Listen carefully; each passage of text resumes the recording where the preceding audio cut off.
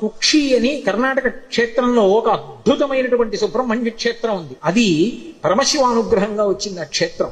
గరుత్మంతుడు ఒక రోజు మంచి ఆకలి మీద ఉన్నాడు. వాసుకి వెళ్ళిపోతున్నప్పుడు ఈ వాసుకుని చంపుదామని గరుత్మంతుడు వచ్చి తన రెక్కలతో కొట్టి వాడి ముక్కుతో గాడ వేశాడు. వేస్తే తన పడగలెత్తి ఆ పడగల మీద ఉన్నటువంటి మణుల యొక్క కాంతుల చేత కళ్ళు బైర్లు కమ్మేటట్టుగా గరుత్మంతుడి మీద కాంతి ప్రసరింపజేసి తన యొక్క పడగలతోటి కాట్లు వేశాడు వాసుకి. కానీ సహజ బలవంతుడైనటువంటి గరుత్మంతుడు ఆక్రమించబోయాడు.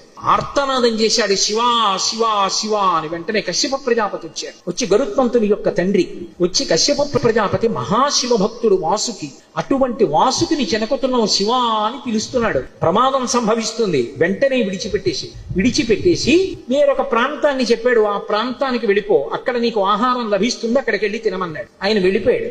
వాసుకి వంక తిరిగి, నువ్వు ఇంతటి శివభక్తుడివి, నువ్వు దక్షిణాదికి వెళ్ళిపోయి అక్కడ పరమశివుడి గురించి తపస్సు చేయమన్నాడు. ఆయన వచ్చి కుక్కి అంటుంటాం, కుక్కీ సుబ్రహ్మణ్యుడు అంటుంటారు. అసలు పేరు కుక్షి అంటే గుహ.